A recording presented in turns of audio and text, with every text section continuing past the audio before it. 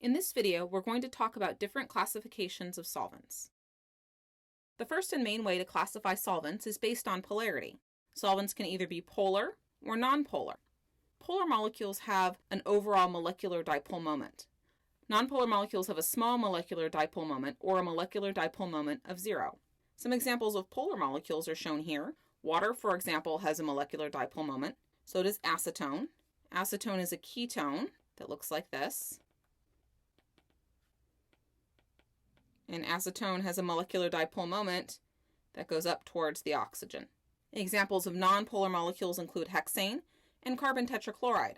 Carbon tetrachloride, of course, has 4 chlorines attached to it.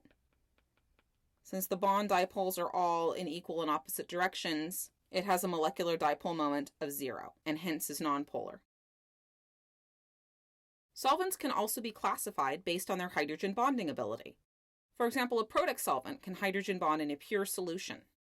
An aprotic solvent cannot hydrogen bond unless something is added to the solution.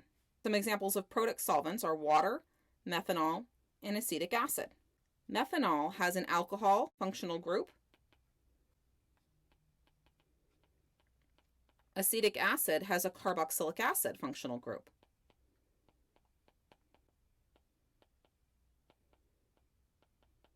Acetone and CH3CN or acetonitrile are examples of aprotic solvents.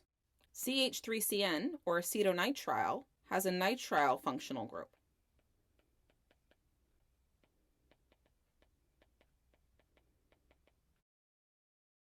Here are some examples of common solvents. First, we have benzene over here. Benzene is classified as a nonpolar solvent because it has no molecular dipole moment. Next, we have ethanol over here on the top right. Ethanol is a polar solvent. It has a molecular dipole moment pointed towards the OH. It is also protic because it has that alcohol functional group. On the bottom left here, we have DMSO or dimethyl sulfoxide. This is a polar solvent because it has a molecular dipole moment that points towards the oxygen. And it is aprotic because it cannot hydrogen bond in a pure solution of DMSO. This is often confusing because it does have a hydrogen bond acceptor, but it doesn't have a hydrogen bond donor. DMF is shown over here on the bottom right. DMF is another polar solvent because it has a molecular dipole moment. It is also considered to be aprotic because it cannot hydrogen bond with itself.